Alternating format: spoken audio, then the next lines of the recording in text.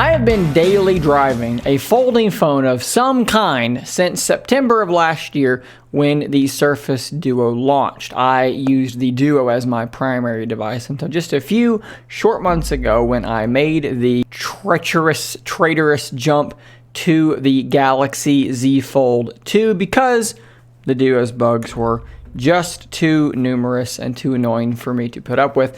And during that time, even though a lot of that time was spent during pandemic shutdown, lockdown mode, and I wasn't out in the public very much through that span of time, when I would go out and I would have one of these two devices out, people would immediately see them and wonder, what on earth are you using? When people would see me using the Z Fold, and when I was done with it, folding the screen and closing it, people would snap their heads around and go, oh my God, did you just fold your phone? Did you just fold that tablet?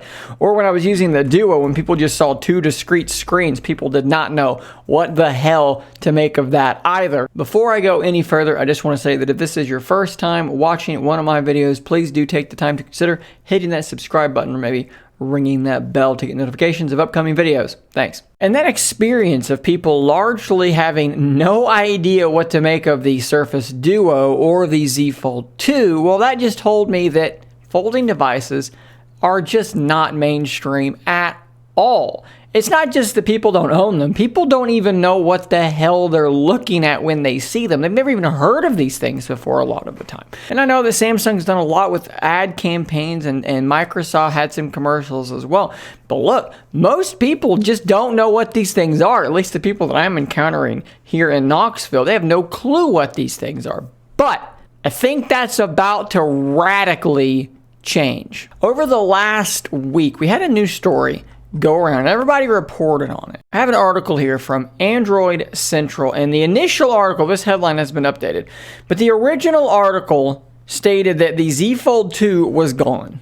You couldn't get it from anywhere. Totally out of stock, and everybody assumed, well, that's because this thing has been discontinued. The Z Fold 3 is coming out very, very soon. Well, then, shortly after the article goes live, Samsung comes out and says, we are not discontinuing the Z Fold 2. It is now back in stock. So I can't tell you why it went out of stock, but I can tell you that they've run a lot of sales and a lot of deals over the life of the Z Fold 2, and it makes me wonder if perhaps they just sold through their stock. I don't know. Look, I can't tell you, but I can tell you that the Z Fold 2 has sold far better than Samsung expected for it to sell. They looked at the original Fold to the Fold 2. They had their internal expectations, and the Z Fold 2, from what I've read, from what I've seen, has exceeded those expectations. It has sold quite well. And that leads to this article here Jon Prosser helped put out on frontpagetech.com, where it basically states that Samsung is ordering 50,000 plus units a day of Z Fold 3 and Z Flip 3 in the run-up to the August 3rd event where they're going to fully announce these things. And context is really important here when I say a lot. Well, if you look at the Z Fold 2 and the last Z Flip, Samsung only produced between 1 and 2 million units. Word is with the 3s, they're looking to produce 7 million total. They're expecting the sales of these things to go up a shit ton. And there's a lot of reasons why Samsung may be feeling this way. They feel really good about the materials that they're using. They feel really good about the durability of the ultra thin glass. They feel like that they've got the crease, the hinge pretty well worked out. They feel like these are devices that you could buy and use for multiple years, and it's not going to break down and be destroyed. They've got plenty of iterations now out there in the wild, plenty of experimentation to basically back that up. And then you also have the fact that it's being reported, and I talked about this a while back, that both of these devices, the Z Fold 3 and the Z Flip 3, this is on Sam Mobile, that they're going to receive pretty massive price cuts when you compare them to the model from the prior year. In 2020, the Z Flip launched at $1,380. The Z Fold 2 was $1,999. Well, we're looking at up to a 20% drop in price year over year. So we're looking at $400 off the price of the Z Fold 3. This thing could come in at $1,600. And then the Z Flip could actually be cheaper than the S21 Ultra, which makes this thing, what? much more affordable and much more mainstream. Now, unfortunately, I've got literally nothing to tell you about Surface Duo 2. If I had to guess, I would expect the price to be about the same as what it launched at before. I can't imagine the price is going to come down in any significant way. It's not really in Microsoft's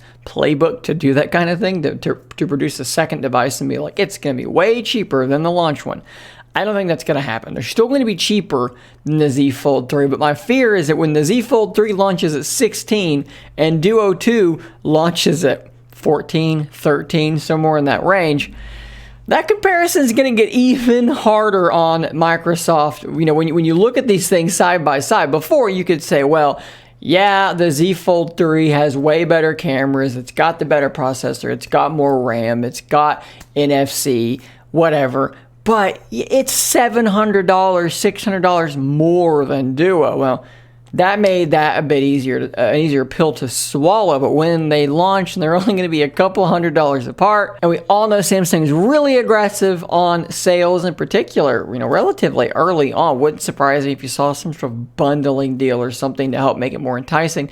That's going to be pretty interesting to see how that comparison shakes out. While I do think Duo 2 is going to be wildly improved over the original Duo. In fact, I think Duo to Duo 2, that improvement's going to be much, much, much larger than Z Fold 2 to Z Fold 3. It looks like an iterative update for the Fold device, where the Duo should be, you know, a pretty landmark update. This sophomore effort should be considerably better. You just have to wonder if it's enough to make up for that reduction in the gap between the two prices. And look, I know they're two different devices. One's dual screen, one's folding screen. But as I've mentioned in many of my Duo versus Fold comparison videos, there's a lot more going on there than to just be dismissive and say, well, one's got two screens, one's a folding screen, you shouldn't compare them. That's clearly not the case, because absolutely tons of Surface Duo users also are Z Fold users, or they're interested in the other device. There is substantial overlap there. So guys, all that being said, folding phones are going to be mainstream much more quickly than I think any of us were expecting. Samsung seems to be ready to really push this envelope, and I think Microsoft is going to be right there with them in terms of producing a much more complete device than they did with Surface Duo. Hopefully, the marketing campaigns, the prices, the production all lines up, and the devices that I love and that many of you love, these radically new, different, much more productive folding devices, become fully mainstream and you start seeing them on the streets around you. Guys, thanks for making it to the end of this video, as it does help me out tremendously. Please take a look at my account on Flattr in the description down below if you're interested in supporting this channel in some way. Stay tuned for more content just like this, and until next time, stay nerdy, my friends.